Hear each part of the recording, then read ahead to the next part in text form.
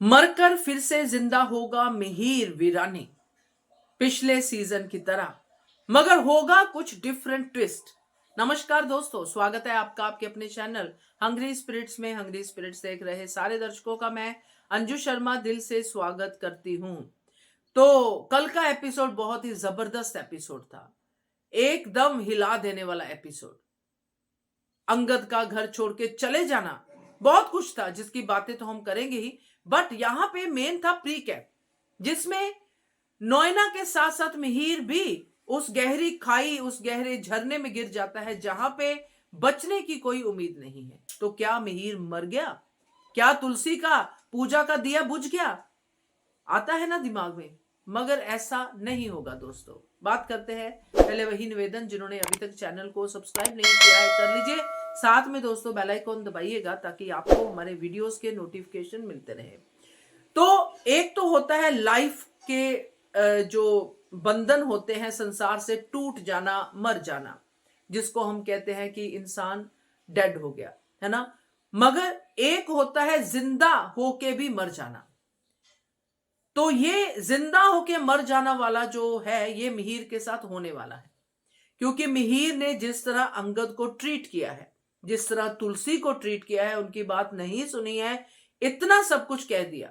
अंगद को यह कह दिया कि तू मेरा बेटा ही नहीं है, तेरी रगों में मेरा खून नहीं है। तो मुझे याद आ गया कि एक दो एपिसोड पहले ही किरण ने जब हेमंत को कहा था कि तू मेरा सगा भाई नहीं है, तब मिहिर को क्यों इतनी चिढ़ मची थी।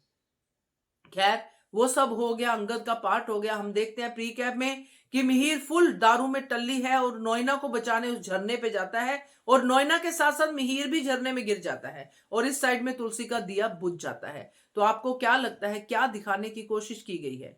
यही कि मिहिर और नोएना अमर हो गए, मर गए प्रेम में, तुलसी का दिया बुझ गया, अब तुलसी को ही पूरा अपना जीवन ऐसे बिताना है? नहीं दोस्तों, यह महज एक सपना है, महज एक डर है, जो मिहिर के मन में आ सकता है, तुलसी के मन में आ सकता है, यहां तक कि नोएना के मन में भी आ सकता है।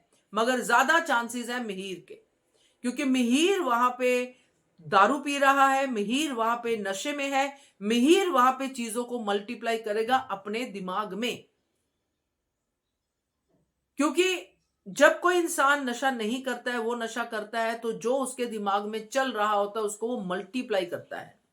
अब उसको अपने नशे में, मिहिर को ये सब दिखाई देगा कि नोएना मेरी वजह से बर्बाद हो गई, नोएना की बेटी की शादी मेरी वजह से टूट गई, मेरे बेटे की वजह से, मेरी तुलसी की वजह से।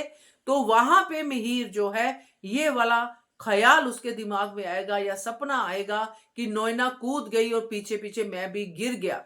तो ये अगर हम सिंबॉलिक लैंग्वेज में लें तो ये एक्चुअली सही बात है। नोएना भी गिरी हुई है और पीछे मिहिर भी गिर ही रहा है, यानी कि मर रहा है, नोएना के इस पूरे जाल में फंस रहा है। तो अब इधर यहां पे मिहिर को निकालने वाली कौन है, फिर से रीबर्थ करने वाली मिहिर का कौन है, उसको वापस उसके जीवन से इंट्रोड्यूस करवाने वाली कौन है? तुलसी, जिसके सामने वो दिया बुझा है। अब तुलसी को फुल फॉर्म में आना पड़ेगा मिहिर को वापस लाने के लिए।